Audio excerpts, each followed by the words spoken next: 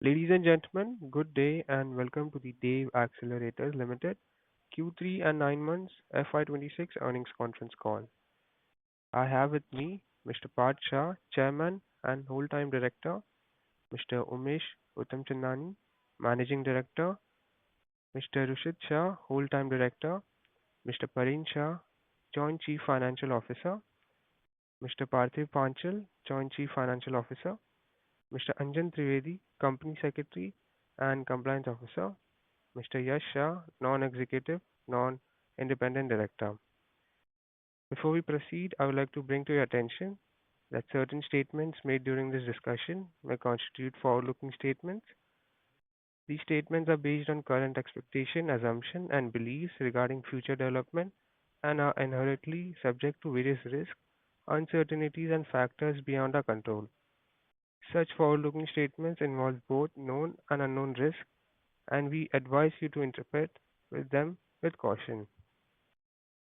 As a reminder, all participant lines will be in a listen-only mode, and there will be an opportunity for you to ask questions after the presentation concludes. Should you need assistance during the conference call, please signal an operator by pressing star, then zero on your touchtone phone. I now hand the conference over to Mr. Umesh Uttamchandani, Managing Director, for his opening remarks.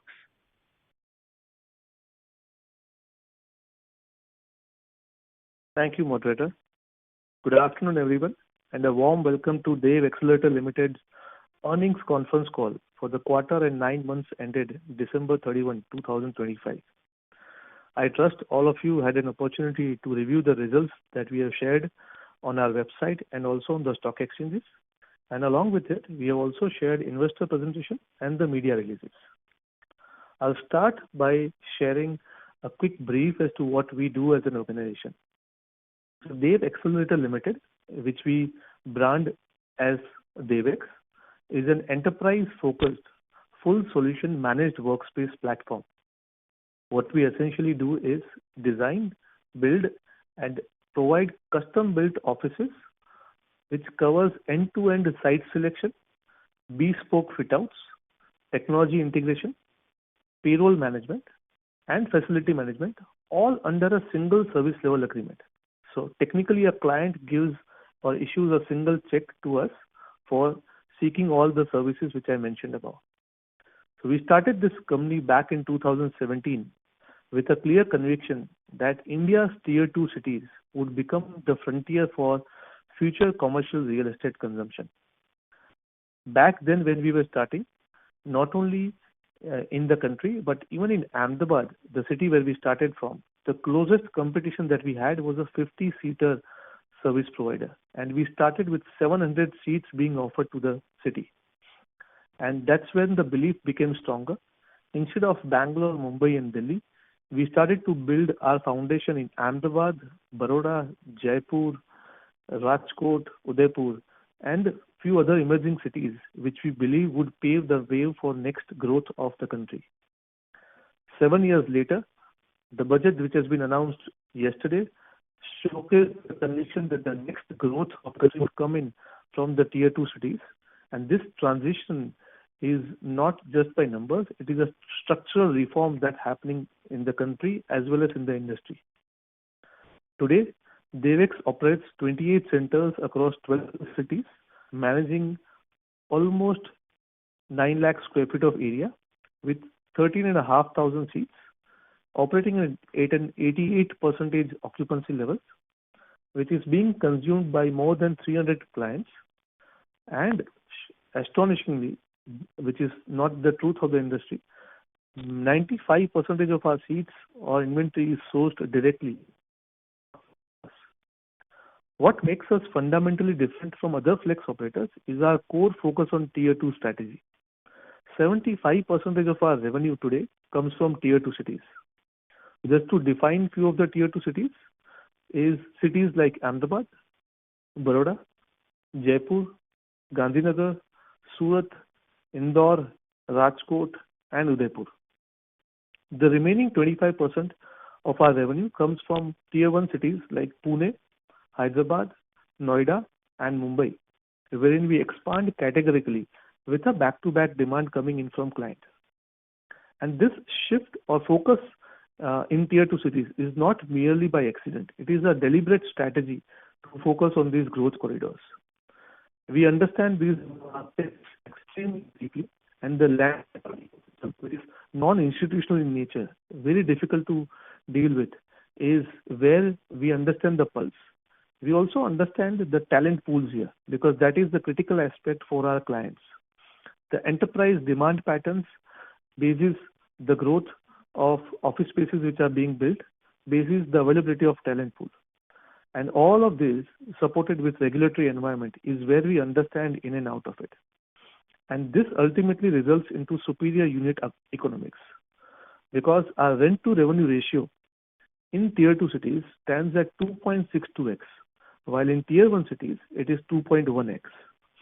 This showcases that our strategy is impacting on ground and is not just a mere love towards tier 2 cities, but it translates into positive numbers as well. What our rent to revenue ratio means is that every rupee we pay in rent, we generate 2.62 rupees of revenue. And this premium is being achieved because we are able to negotiate better in terms of rental price points with landlords, which is being achieved because of the track record that we have been able to operate in these cities. And largely the competition here is fragmented. That is the primary reason why we are able to achieve a better rent to revenue ratio here. The client stickiness is also very high in these markets, as 65% of our revenue comes from enterprise clients. The clients whom we have offered a build-to-suit solution, the average client lock-in, which is still left off with us, is 3.5 years. The retention ratio is staggering 98% for us. And the net churn rate, which essentially means that we add more number of seats from our existing clients than we are losing, is negative 0.6%. The clients that are there with us beyond 300 seats have an average lock-in of 37 months, which would showcase a very strong cash flow for us in the coming months. 1/3 of our clients are multi-city clients, meaning they would be with us not only in one city or one center, they would be with us in beyond one city or beyond one center, and they have been growing with us across the country and across the centers, and we scale along with them. As I mentioned earlier, we are not just a workspace provider, we are a full stack enterprise infrastructure partner. Through our integrated platform, we offer complete end-to-end managed office space solution, which is the core revenue or the cash cow for us. Then we have our design and build services, which we offer it through our subsidiary, wherein external clients takes our services of designing and building the entire office space. We provide end-to-end facility management services as well. And through another subsidiary of SaaS Joy Solutions, we offer technology solutions as well. Under the same umbrella, we provide recruitment as well as payroll services. So this makes us a complete full stack solution provider for global capability centers. GCCs are now an emerging consumers of IT real estate sector in India. Commercial office space largely is consumed by global capability centers.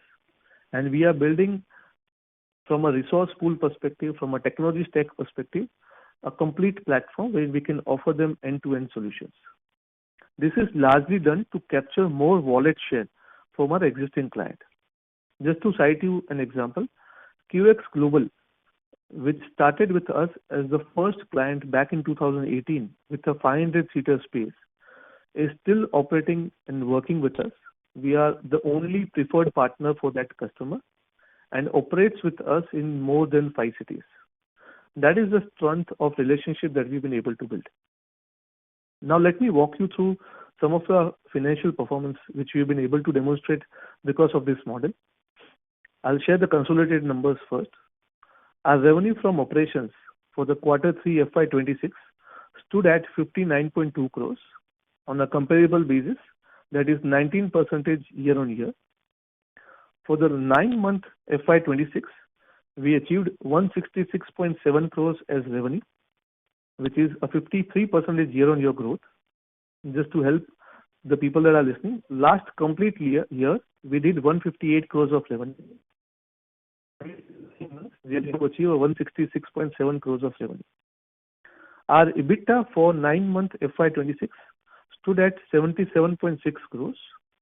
There is an EBITDA margin of 46.1%. This again reflects the operating leverage as our mature centers are able to deliver higher utilization. Our PBT for 9-month FY26 grew 173%, and we have been able to achieve 5.2 crores as our PBT. And we have been consistently delivering positivity since past 2 years at the PBT level. On a standalone basis, the numbers are much more stronger as our revenue grew 50% year on year, ending 124 crores in 9-month FY26. Our EBITDA margin increased to the highest level in the industry, which is 61%, up from 57.5% in the same period last year. Our cash EBIT for 9-month FY26 is 26.42 crores. I'll throw some light on our subsidiaries, with one of our design and build subsidiary, which is the core strength of delivering projects faster and efficiently. We delivered 38.8 crores of revenue in 9-month FY26 with 16.8% of EBITDA margin. Overall, we delivered 19 plus projects across 7 lakh square feet of area, with an average project size being 5,000 square feet and an average project value being 1.25 crores. Our rent to revenue ratio has increased from 1.86 in the preceding same period of 9-month FY25, and we have achieved 2.62x of rent to revenue ratio. This showcases our operational efficiency in tier 2 markets. As I've shared the numbers, I'll give a quick glimpse of the entire industry as to why we are very bullish on this. The Indian flexible office space market is going through a paradigm shift. It is currently valued at $6 billion today, and it is expected to reach $11.4 billion by 2030. That is a growth of 14% on a CAGR basis. But the compelling story is the shift which is happening in this market.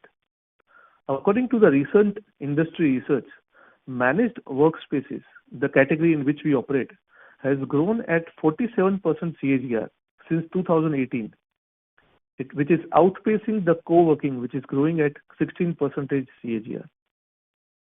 GCCs, as I touched upon earlier, are the single biggest demand driver for flexible office space providers.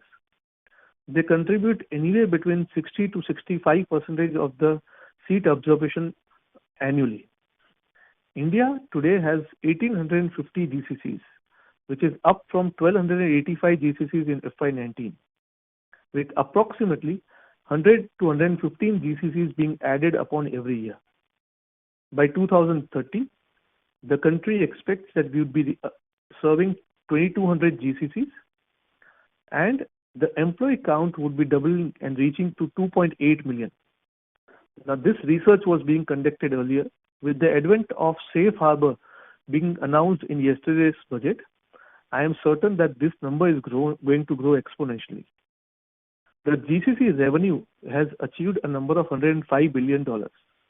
Today, GCC consumes approximately 34% of the India's grade A office market.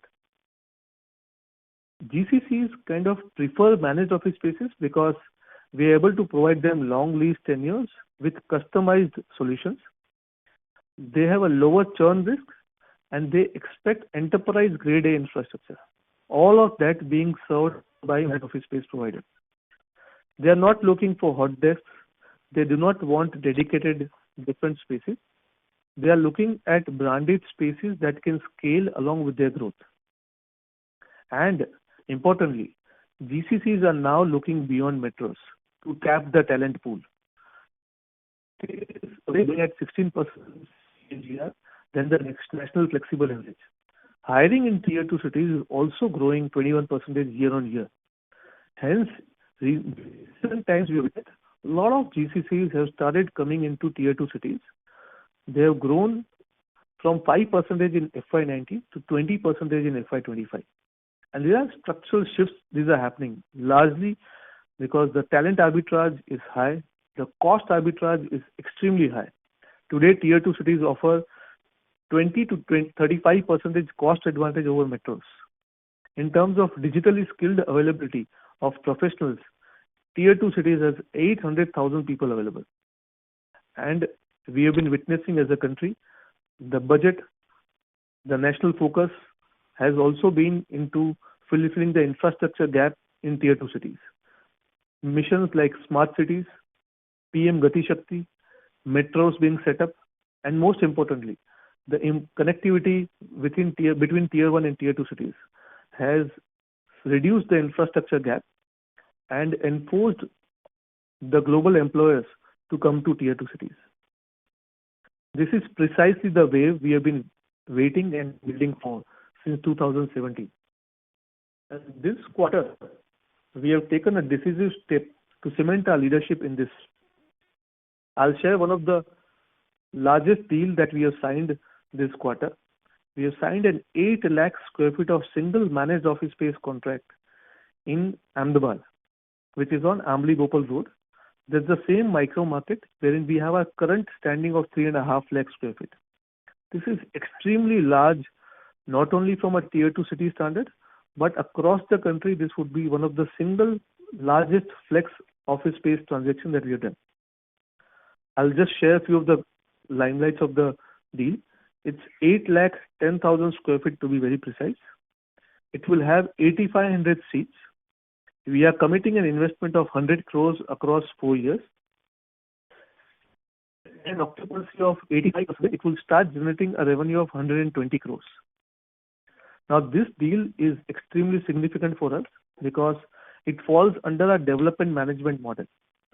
It is a re-engineered model for the first time that's being done in the flexible office space industry. We ourselves are putting in the shoes of landowners which are non-institutional in nature. Since we understand the quality of assets that are preferred by GCCs, we are partnering with landowners, offering them our expertise and skill set, building their products or assets with our processes, and helping them to build a grade A plus asset, which would be leased by us and then offered as a complete solution to Global Capability Center. These are purpose-built buildings largely for Global Capability Center, which would be operationally extremely effective. And we now onwards intend to scale this up rapidly by partnering with landowners across the country by focusing more in tier 2 cities wherein the land ownership is fragmented. Landowners are non-institutional in nature but are aspired to have enterprise demand, and that is where we would play a role. We would institutionalize that supply, we would bring in our expertise and focus on bringing global capability centers, set up their offices by offering them payroll, recruitment and infrastructure under a single umbrella. An update on the asset that we had on Ambli Bhopal Road, which was one of our largest in an operational stock. That 3.15 lakh square feet asset, which is one of the largest in tier 2 cities, will start operations from this quarter, which is JFM quarter. We have already achieved 95% pre-leasing even before going operational. This is technically not heard of because this size typically takes anywhere between 9 to 12 months to reach a 95% occupancy. We have got 95%, we have achieved 95% occupancy even before going operational. This would add roughly 4,000 seats in the inventory, and from a revenue standpoint, it would add 2.75 crores to 3 crores on a month-on-month basis in the operational revenue that we will be achieving. And the margins, we will be operationally positive in this center from day one. Few of the marquee clients that we have onboarded here is Manubhai and Shah, which is a 5-decade-old CA firm based out of headquartered in Ahmedabad. They are with us in more than 5 cities across the country. They are consolidating their entire inventory, which was not with us in Ahmedabad, and shifting their headquarters with us. and they have taken 100,000 square feet of area. Another client is Walter P. Moore, a globally recognized design and structural consulting firm. They have taken almost a full floor there, which translates into 10,000 square feet of area. Then OpenExcel, Tatwik Digital Analytics, these are a few of the other clients, marquee ones, which have signed up with us. This campus is located on Amli Bhopal Road, wherein the additional 8 lakh square feet has been signed by us. And we are establishing this corridor as a flagship for GCC destination in Tier 2 cities in Western India. I'll share my closing remarks now after the updates. We are India's leading managed office space platform in Tier 2 cities.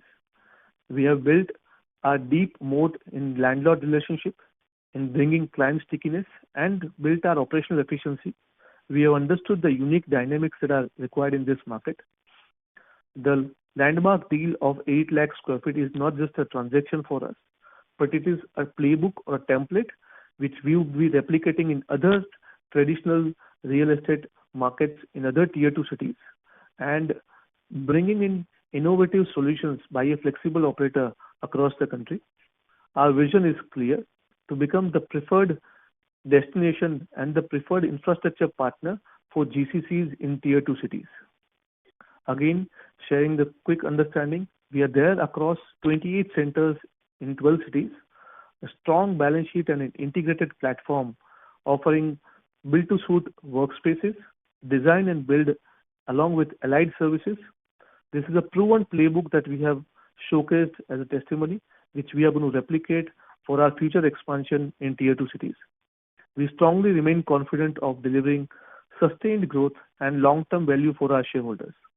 Thank you everyone for your continued support. I'll now open the floor for questions. Thank you very much. We will now begin the question and answer session. Anyone who wishes to ask a question may press star and one on their touchtone telephone.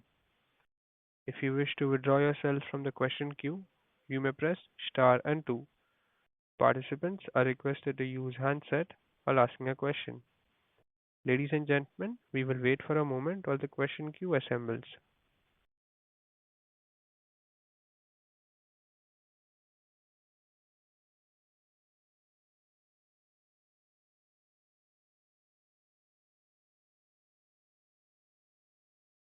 The first question comes from the line of Samit with Ambit Capital. Please go ahead.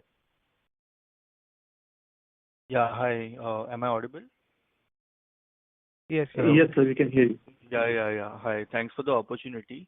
So since I'm new to your business, I just wanted to, understand a few things in depth. So what is your sourcing strategy? So is it like you take entire buildings from, since you mentioned non-institutional landlords, or you just have a typical 25 to 15,000 square feet center size in some of the properties sourced by the non-institutional landlords? That is first. And what would your top 10 client contribute to your revenues? And I just wanted to know for your DNB division, what kind of order visibility you have in hand. And lastly, on the new managed office deal which you have signed in Ahmedabad for 8 lakh 15,000 square feet. So I wanted to know what is the average seat size in that center. Sure. Thank you so much, sir.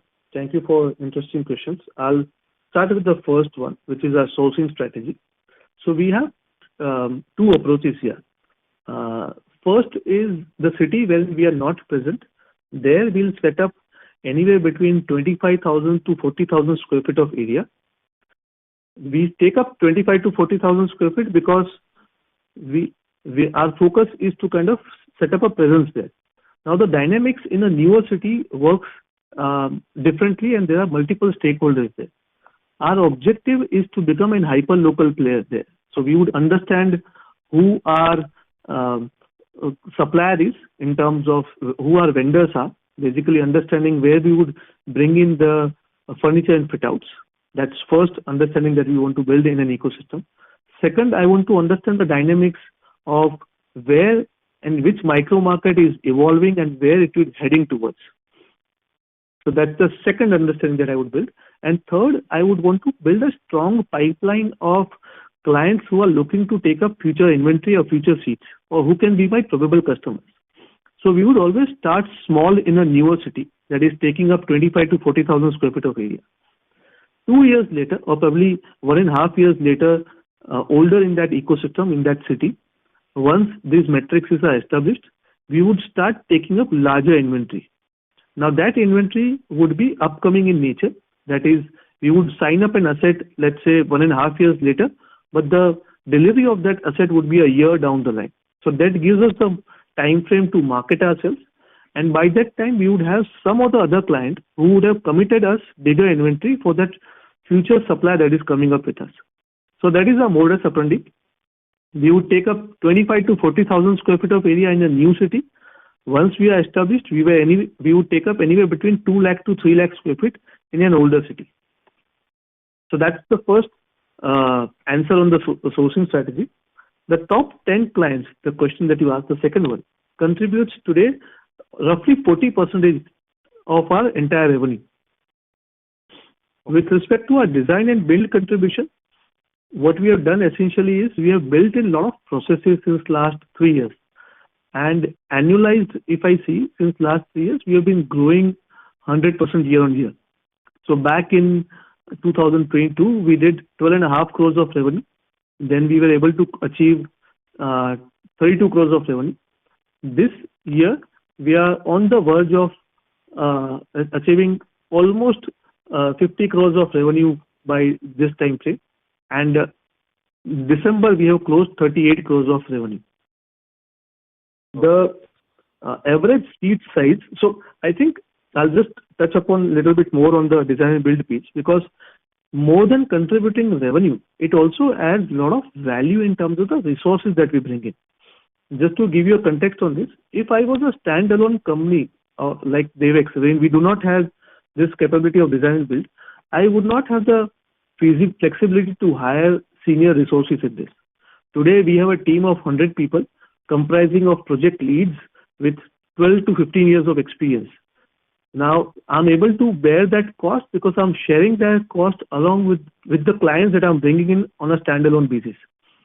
So if I see from a lens of DevX, we get the value of quality resources while the cost is not completely borne by us. And that is being shared with the clients that are kind of coming on board. With this resources being added, we are able to kind of reduce down our procurement costs.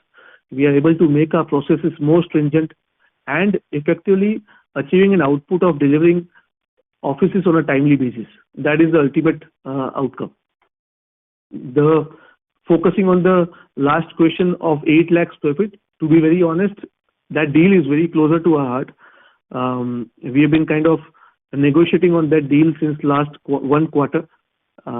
It gives us a landmark positioning not only in the city but in the entire country because of the sheer size of the supply that we have taken up. The average desk size that we have witnessed within GCCs is anywhere between 60 to 65 per square feet. We are expecting roughly around 8,500 seats being consumed in that asset. On top of that, the reality of the market is which is loaded with build-to-suit products for us. I'm sorry to interrupt, Umesh sir. Could you please repeat again? Hello. From where did I break? It's a few sentences back. Am I audible now? Yeah. Right. So I was saying about the 8 lakh square feet deal.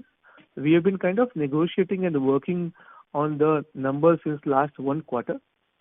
And on a per seat size basis, we have experienced anywhere between 60 to 65 per square feet is the consumption pattern by GCCs. With this 8 lakh square feet, we are looking at 8,500 seats of inventory coming here. And all the common amenities that we typically plan in the asset consume a lot of spaces and reduces the effectiveness of the layout for us. Here, we would be redesigning and keeping a lot of common inventories, common features like we'll put a game zone, we'll have a box cricket, we'll have a salon, we'll have a daycare facility, all incorporated in the design of the building. That ultimately increases the efficiency of the layout that we can offer to our clients, and in turn, obviously, increasing the revenue for us. I hope I was able to answer the question. And what kind of escalations in terms of rentals are you witnessing currently from both the landlord and tenant side? Yeah. So on the supply side, our escalations are anywhere between 4% to 5% on an annualized basis. But I'll contextually help you understand this.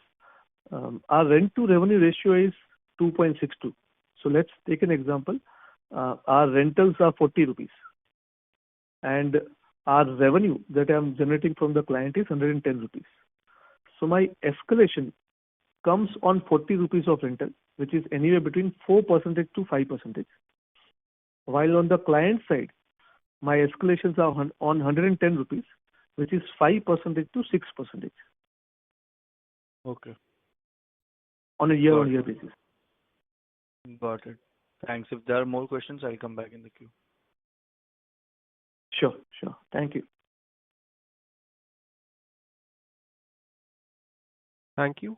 Ladies and gentlemen, if you wish to ask a question, you may press star and 1. The next question comes from the line of Huzair, an individual investor. Please go ahead. Yeah, am I audible to you, sir? Yeah, I can hear you, sir. Yeah, so my first question is what progress has been made on the center currently under the fit out during the quarter, and when are they expected to become operational, sir? I'm assuming you're referring to this 3.15 lakh square feet asset? Yes. So we received the occupancy certificate or building usage permission in the month of December. That is the 27th December is when we received the occupancy certificate. So technically that is when we started full-fledged fit-outs. We are expected to deliver the project in the next 15 to 20 days of time frame, giving us a full-fledged revenue towards the end of February and the first week of March. Okay. And my second question is, what is the current occupancy level, sir? And how does it compare to the previous quarter and last year? And what is your outlook for the occupancy in the coming quarter, sir, in the last quarter?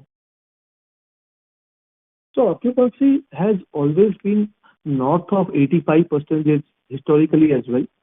The reason why occupancy levels are higher in our case is because we are focusing being an enterprise or a managed office space provider. So we largely would have a customer on hand before we sign up a new supply. Okay. This quarter we have been able to achieve 88.4% of occupancy number. But historically also the numbers have been north of 85%, largely as the enterprise clients only. Okay. I'll have my CFO as well to kind of add a point on that. So basically the occupancy for the good part about our business is are out of 8.83 million square foot, our 70% centers are 100% occupied.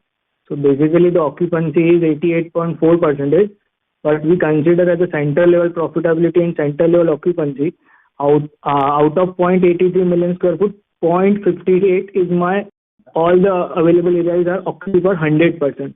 So that considered as a mature center. So there is the good metrics you can evaluate. Okay.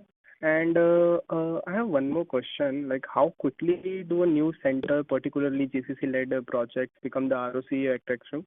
And what is the typical timeline to reach steady state return? So I'll break this into two parts. Let's say a center is of a size of less than 50,000 square feet of area. So that's a traditional deal wherein the landlord would give us the space, we would invest in the fit outs, and deliver a customized office to our enterprise clients. There, our ROC is 36 months.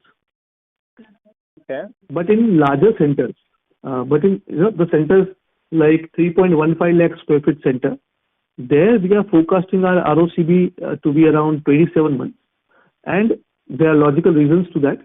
One of the biggest driver to achieve that outcome is the rent-free period that we are able to achieve in larger assets.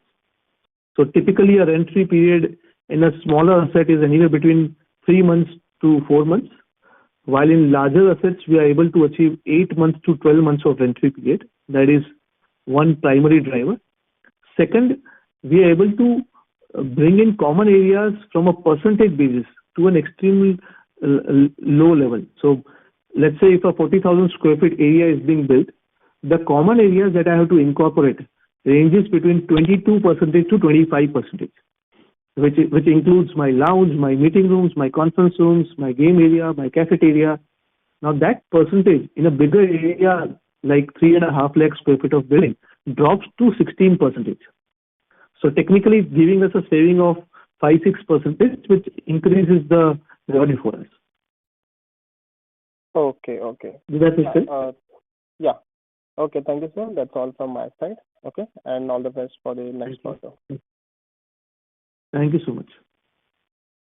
Participants, if you wish to ask a question, you may press star and 1. The next question comes from the line of Rohit Mehra with SK Securities. Please go ahead. Yeah, thank you for the opportunity, sir. So my first question is related to the tier 2 cities. During the opening remarks, you mentioned tier 2 cities will be our target audience, henceforth, like cities like Indore and Udaipur, Jaipur. So what is the strategic rationale for continuous focus on tier 2 cities, and how large addressable opportunity there? Sure, sir. We are a belief that tier 2 cities would pave the next wave of growth. As a country, if you have to grow from $4 trillion economy to $10 trillion economy, the contribution from tier 2 cities like Ahmedabad, Jaipur, Indore, Baroda, Chandigarh would be way higher as compared to tier 1 cities. And that is significantly showcased by the policies as a country that we are putting across. The infrastructure push, in fact, is also been higher in tier 2 cities. And on ground, what we have been witnessing since last 7 years is the fact that the talent pool available in these cities is much more loyal, stays with you for a longer duration. The cost arbitrage of the talent is also higher here. So let's say a React developer resource that is available in Bangalore vis-a-vis a React developer available cost of that resource in Baroda is at least 25 to 30% lower. And that gives an advantage for the last mile employer to consider tier 2 cities as a market to expand in. That's first reason. Second is cost arbitrage. The real estate cost is also significantly lower. Say a city like Mumbai, wherein we also have our center, we have taken up a place at 120 rupees per square feet, while a city like Jaipur is being taken up at 60 to 65 rupees per square feet. So that's the arbitrage that end employers are able to see and witness, and hence the transition or shift to tier 2 cities is happening faster. Got it. So henceforth, we will see the margin expansion due to the tier 2 cities focus and all. So we are currently also focusing on tier 2 cities. Our 70% of our revenue comes from tier 2 cities. Yes. Okay. And how is the Ahmedabad mega campus and similar large DCC-led projects are funded? How we are funding that is the question? Yes, sir. So currently, under the development management model, we do not incur the cost of developing the asset. The capital investment from land to development is done by the landowner only. Our investment comes in paying security deposit and investing in the fit outs. That is where our investment lies. In fact, for monitoring of the project, that has now become a revenue stream for us. Since we bring in our expertise to build a grade A asset, that quality is now helping us to generate revenue from the landowners, because we build in expertise to establish a grade A plus asset. So that knowledge, that understanding of global markets is what we bring across the table as our contribution to monitor that asset. So landowners would pay us a certain fees to overlook development of that asset, while our task would be to then invest in fit outs, bring in GCCs, offer them a full-fledged solution, and then serve them across years. Okay, so thank you for a very elaborate answer. That is it from my side. For any question, I will back in the queue. Thank you so much. Thank you. Thank you. Ladies and gentlemen, if you wish to ask a question, you may press star and one. The next question comes from the line of Vraj Shah with Tatvik Digital Analytics. Please go ahead. Yeah, hi. Thank you for the opportunity. My question is, sir, is with regards to the 4 new centers that which are under the pipeline currently. So I wanted to know, like, when are we expecting these 4 new centers to get operational, and what EBITDA margins can we expect from these centers? Sure. So one of the largest center in that is Capital One, which is 3.15 lakh square feet of area. We are expecting the revenues to start from end of February to early first couple of weeks of March. And as I mentioned, that asset would be generating a faster ROCE for us. At a center level, typically we operate at 30-35% margin. For the first few months, this center would be operating at 60-65% margin because of the rent-free availability there, and obviously because of the size scale that we have, and we have been able to kind of bring in operational area much more effectively. So the layout and the is kind of much more better. That is one. Second center is in Pune. We have just got the position of that center. We will be starting the fit outs now. We are expecting that center to go live in the month of April end or May first week. We already have 50% occupancy already achieved there, even before the fit outs being started. So there we can expect anywhere between 35 to 40% of margins being achieved. And there's one more center in Ahmedabad, which is Million Miles. We have started the fit outs there. We have reached to a stage when we are awaiting occupancy certificate from the developer. Once that is achieved, post that 25 days to 30 days, we'll be operational there. Again, we have a pre-committed demand there. So we are expecting the revenue to kickstart from April or May. We had signed that asset before time, so we have a good leverage on rentals. So that there the margins would be 40-45%. And fourth asset would be GMDC asset. The development of that asset is currently ongoing. We are expecting to get the delivery of that asset in the month of September or October. And that asset from an operational perspective would be December, January 26 or January 27. All right, sir. Understood. Answer that. And the mega center that you mentioned in Bukalamli, so is it considered under signed pipeline or is it under fit out right now? No, we have just signed that deal. It is a development management contract with the landowner. The entire building is yet to be developed. We have just onboarded India's one of the largest and the prominent architects to start the designing process there. All right, sir. And sir, the revenue guidance that you have provided for FY27 for 350 crores around.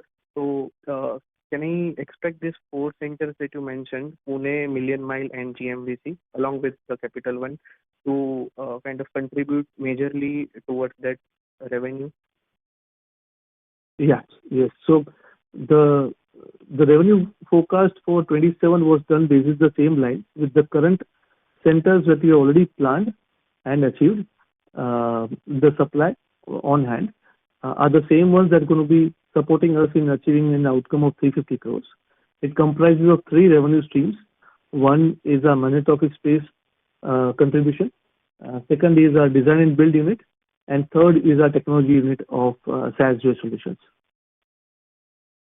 Understood, sir. And sir, one last bookkeeping question. So, in this quarter, other expenses have increased by more than 100% for the standalone business.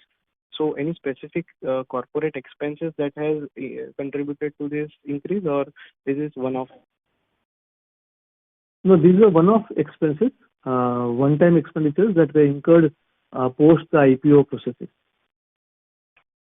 Okay, that was approved in this quarter. Correct. Okay, all right, sir.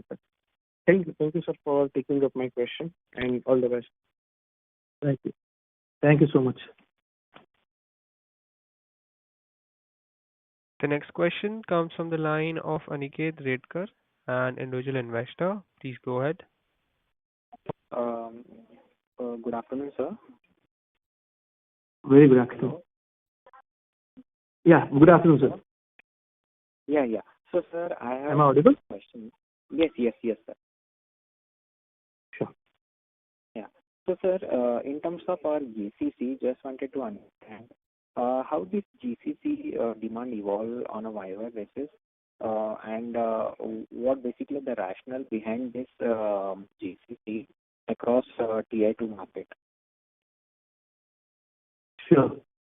Well, largely, I mean, if you understand India from a service standpoint, into early 2000s, we were a BPO market for the globe, right? So we used to be the back office for the world. So people used to set up their BPOs, call centers, and that kind of helped them support their global growth.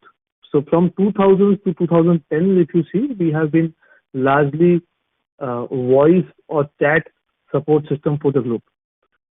2010 onwards, the country evolved and we started attracting knowledge process outsourcing units. So a lot of accounting units, a lot of financial units, M&A units kind of were set up as back offices in the country. With the advent of education and the exposure that we as a country got, a lot of evolvement happened on the technology front. And the contribution at the global level from development perspective also increased. So 2017-18 onwards, we saw a lot of financial units setting up their back offices in India. And that is where it got unearthed that development can also be a strong backbone for them to set up in India. Rather than just voice, chat or accounts, it can also be that we can build products, we can do R&D here and then support their global expansion. That is all when it started. And today, when we see a lot of companies set up their development units, R&D units in India, roughly 1850 GCCs are operating in the country. Why we are kind of pursuing them? Primary reason is it is a full spectrum of solution. It increases a single contribution of revenue from a client.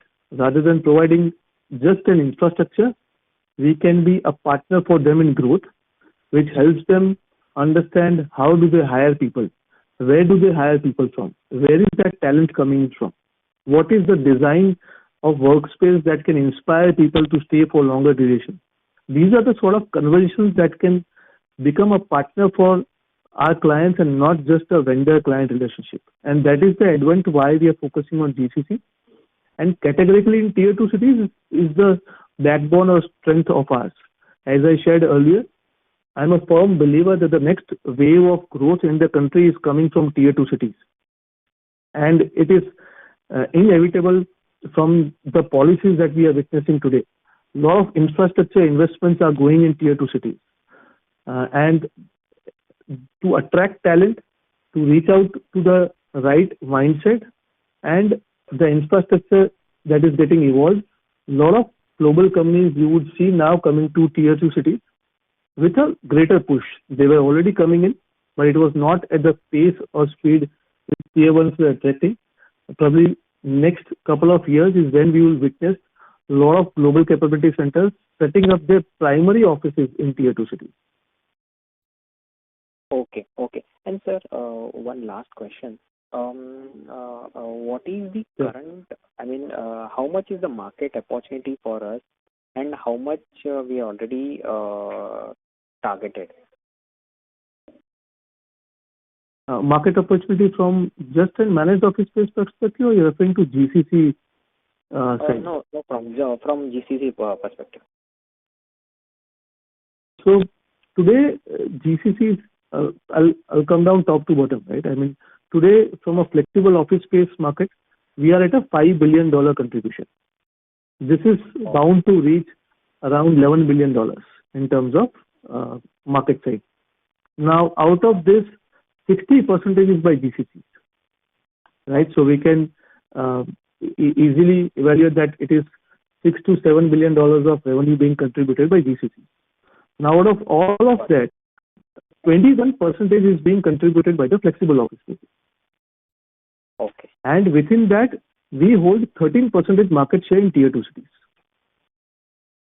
Okay. Okay. That is the market size that we are probably looking to acquire. Good, good, good. Thank you, sir. This is from my side, and all the best for the future. Thank you so much. Thank you. Participants, if you wish to ask a question, you may press star and one. The next question comes from the line of Rohan Mehta, an individual investor. Please go ahead. Hello. Good afternoon, sir. Thank you for the opportunity. So just you spoke about the geographical spread out that we have, and you touched upon the rationale behind tier 2 cities. If you could also just give some color on what kind of which cities, if you're looking at it in that particular way, which cities are giving us relatively higher revenue and seat capacity, and where the growth has come in from in terms of operational area, centers, and seat capacity. Sure. So we are currently, from a tier 2 standpoint, we are currently focused on Ahmedabad, Baroda, Rajkot, Surat, Gandhinagar. That's the Gujarat belt.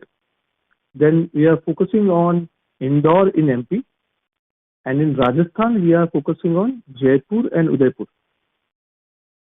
That is our current presence. We intending to add a few more tier 2 cities, which we are currently researching and analyzing as to what growth parameters can be done. I'll share top level thoughts on that as well. Lucknow, Bhubaneswar, Coimbatore, and Kochi.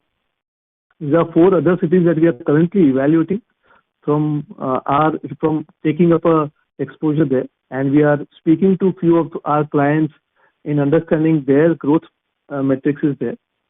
Personally, I feel cities like Ahmedabad, Baroda, and Jaipur would be outliers for us and for the country as well, because that is where majority of the infrastructure investment has already been done. Some of the marquee events like Commonwealth Games, which has already been signed by Ahmedabad, would probably shape as to how the city would grow and evolve into. And with the advent of that already being done, I think we participating more in that growth would only help us in scale up faster. Got it, sir. So as of now, do you look at it in terms of a bifurcation between revenue coming in from tier 2 versus tier 1? Oh yeah. Or is it too early so I think we categorically want larger portion of our chunk coming to tier 2 cities. We are today our revenue contribution is 70-30, and 70% comes from tier 2 cities and tier 1 contributes 30%. Going forward, also our focus would be to continue with this share of revenues coming in from tier 2s and tier 1s. Understood. Sir, do you I'll tell you the logics behind it. Okay. Sorry. Yes, sir, please go ahead. Yeah, I'll explain the logic behind this for the interest of everybody, since the questions are focusing more on tier 2 cities. See, in this sector, the entry barriers is not that high, right? There are a lot of lifestyle businesses as well opened up into this sector. Right. What we are essentially doing is creating a virtual entry barrier in these tier 2 cities. Today, I can proudly say that I'm the largest operator in Ahmedabad. I'm the largest operator in Baroda. I'm the largest operator in Jaipur. Now, these statements are not mere statements. These are not just headlines for our marketing perspective. These are on-ground challenges that I'm throwing for my peers to enter in those cities. These are kind of virtual entry barriers for the external or the tier 1 players to enter into these cities. Right. Right. Fair enough, sir. That makes sense. So, would you say that tier 1 cities have saturated in terms of competition with so many players being there?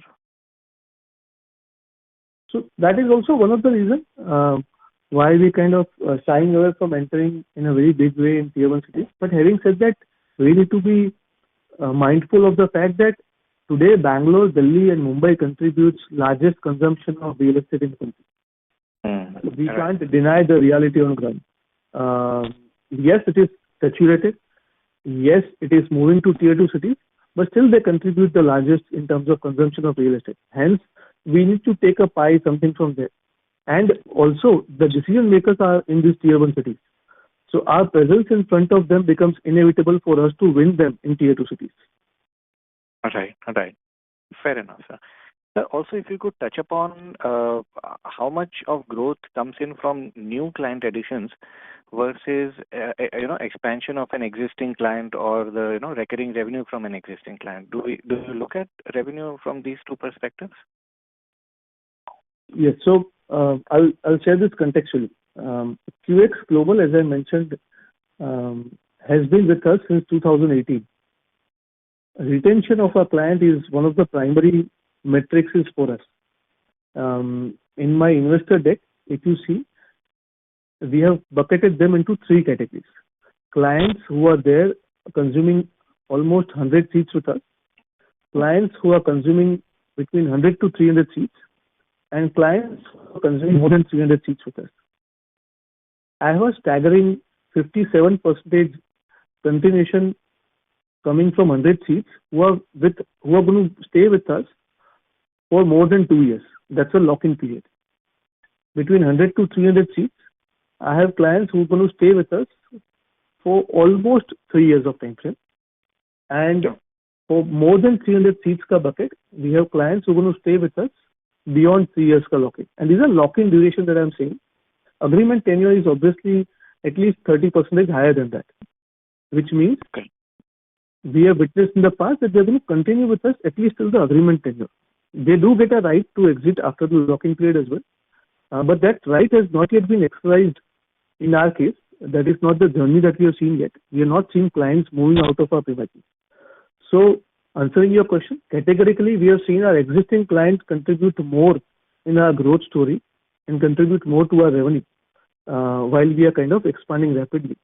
But having said that, 2022, 2023 were an outliers for us, wherein a lot of external demand also had to be brought in by us because we were expanding at a pace of more than 50%. Right, sir. So speaking of seats, what would be our current total capacity utilization in terms of occupancy of seats? We are at 88 point some percentage being occupied by us, by the client. So out of 13,500 seats, that translates into some 12,000 seats being consumed by the clients. But I think, to be very honest, from an industry parlance, I probably share this number because it is a metric that has been created within the industry. Honestly, that is not how I prefer to get monitored. The number of seats or the number of clients that are kind of continuing with us after the lock-in and the quantum of revenue that is going to stay with me for the next 3 years is the right metrics for me to get monitored or judged upon.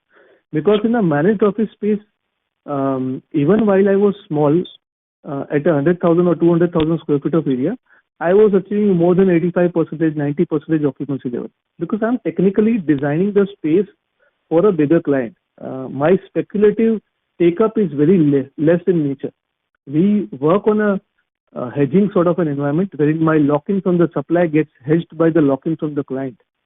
My exposure of lock-in rental gets hedged from the exposure of revenue that I'm supposed to receive from the client. Got it. Did I make sense? Fair enough, sir. No, that makes a lot of sense. And you also answered another question that I would have asked about the KPIs that we should look at, the key performance indicators. Yeah. So that is very helpful, sir. Just I'll conclude with a question. If you could have any long-term vision in terms of our revenues, maybe 2-3 years down the line, that's all, sir. Well, I'm a newly listed promoter. I'm not sure how much I'm supposed to share here. But as I've given an outlook, in FY27, we are looking at a numbers of 350 crores being achieved across 3 revenue streams, largely managed office space contributing the larger number, then design and build becoming much more stronger, effective, and across the country.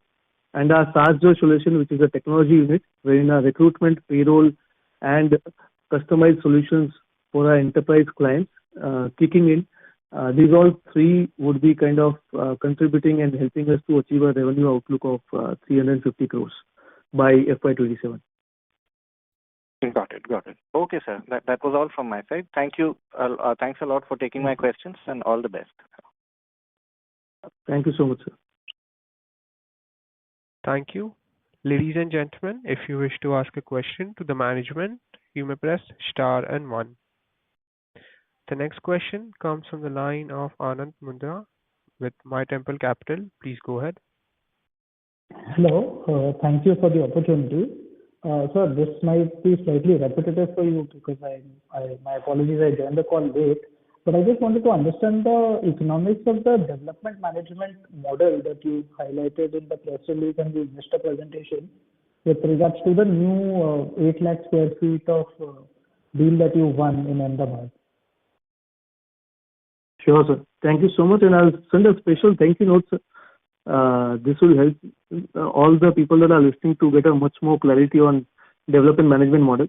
It is a new model that has been kind of financially re-engineered by us. So I'll give a background on this. We did a development management model, which is a PropCo-OpCo model as well for us, wherein right from the land stage, we partnered with the landowner. We told them that we want specs of this quality. We want a grade A plus asset, something what is easily available, accessible in tier 1 cities, is not available in tier 2 cities. So for us, the entire game that is being played is on the supply side and not the demand side. Across the country, if you see, grade A plus assets enjoy north of 95% of occupancy level. Now, if this statement is true, tier 2 cities do not have a lot of grade A or A plus assets. And that is where we thought there's a larger vacuum that can be solved by us. So we started approaching landowners, told them that there are a lot of skill sets that we have achieved in the last 7 years, which we can share it with you. Skill sets like understanding what is the ratio on a single floor plate, what can be the column width, what are the common amenities or features that can be added in the building, and what are the specs on the electrical side. How does the fire design gets built in so that you can attract Fortune 500 clients? Lots such pointers. There's a detailed questionnaire pointers that has been created for the landowner to get onboarded with us. Roughly around 190 odd points are being created by us as to how a supply is grade A or A plus.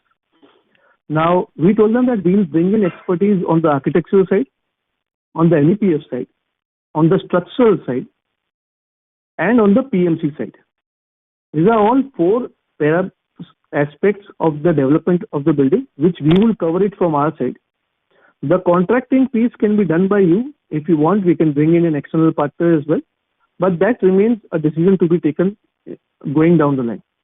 For doing this, the revenue that we will charge them is anywhere between 400 rupees to 600 rupees per square feet. So if I'm building, let's say, 100,000 square feet of area, I'll charge them 100,000 rupees into, on an average, 500 rupees per square feet. That is the revenue that comes in my books. And the entire investment from a land stage is done by the landowner. The development investment is incurred by the landowner. That can be done in the form of equity or debt. That is at the prerogative of the landowner. So that is how it helps us. A, it creates a strong pipeline of grade A assets in tier 2 cities.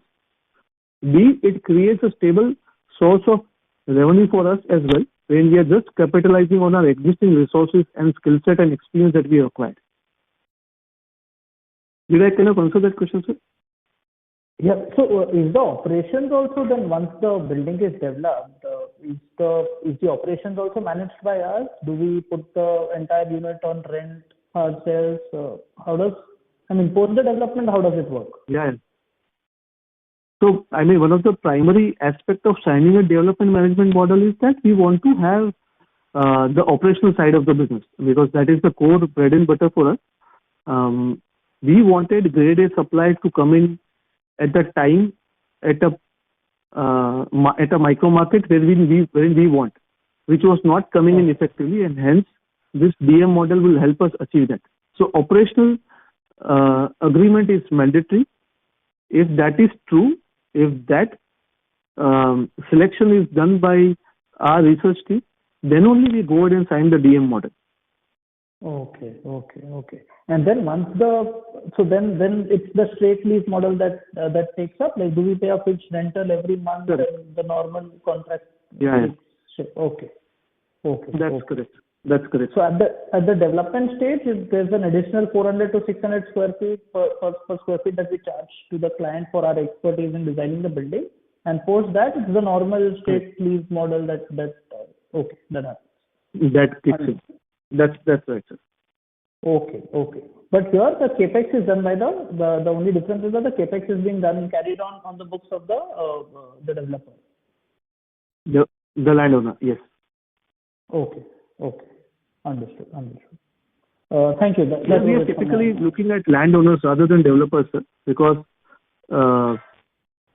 developers would preferably not get into agreement with us. Landowners are the ones who would prefer to get into arrangement with us, because those are the ones who would look at long-term rental revenues on an ongoing basis.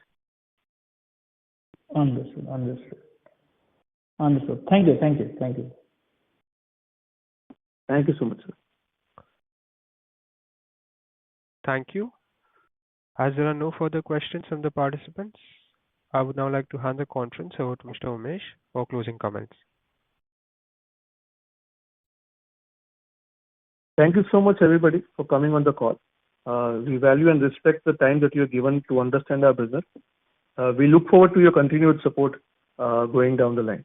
Thank you so much. Thank you. On behalf of Dave Accelerator Ltd, that concludes this conference. Thank you for joining us, and you may now disconnect your lines.